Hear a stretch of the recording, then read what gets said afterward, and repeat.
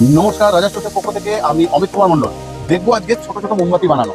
ঠিক আছে, এই ভিডিওর মধ্যেই ডাইসে মাখিয়ে নেওয়া হচ্ছে তেল, ছোট্ট ছোট্ট টবের মতন রঙিন মোমবাতি বেরোবে। একটু পরেই দেখতে পাবো আমরা সবাই।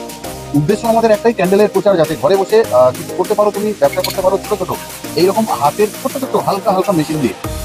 ডাইসে তেল লাগানোর পরে আমরা পরিয়ে নিচ্ছি সুতোটা। বলো কিরকম লাগছে তোমাদের আজকে দেখতে এই ছোট ছোট মোমবাতিগুলো যখন বেরোবে। আজকে হঠাৎ করেই দোকানে এরকম ডাইসে কাজ চলছিল, তো ভিডিও করে চলে এলাম তোমাদের কাছে। শেয়ার করে দেবে অবশ্যই। দেখছি ডাইসটা কিভাবে আমরা বন্ধ করবো। সুতো পরানোর পর লাগিয়ে দেবো ক্ল্যাম্প, ঢেলে দেবো তরল মোম। সবটাই দেখবো এই ভিডিওতে। লাগিয়ে দিলাম ক্ল্যাম্প, ডাইসটা যাতে শক্ত হয়ে জুড়ে থাকে একসাথে। এই তরল মোমকে ঢেলে দিচ্ছি আমরা মেশিনের মধ্যে। বেরোবে হালকা গোলাপি রঙের ছোট্ট ছোট্ট টব মোমবাতি, যেগুলো প্যাকিং করা হবে প্যাকেটের মধ্যে। খুব কম দামে তৈরি হয়, মার্কেটিং এর জন্য সেরা সুন্দর প্রোডাক্ট, একটু নতুন ক্যান্ডেল। আজকেই এসছে ডাইসটা, তো তোমাদেরকে শেয়ার করছি, তোমরাও শেয়ার করে দাও যাতে অনেক মানুষ এই ডাইসটা নিতে পারে।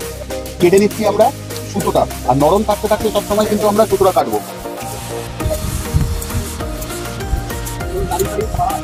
চেঁচে নিবো আমরা ওপরের এক্সট্রা অংশটা, তারপরে বেরোবে মোমবাতি। রেডি হয়ে যাও সবাই তোমরা, দেখবো আমরা কি বেরোয় মোমবাতিটা কিরকম বেরোয়। বেরোচ্ছে ছোট ছোট ইঁদুর বাচ্চার মতন টপ মোমবাতি, একদম নতুন লেটেস্ট ডাইস, আজকেই এসেছে, দেখিয়ে দিলাম তোমাদেরকে।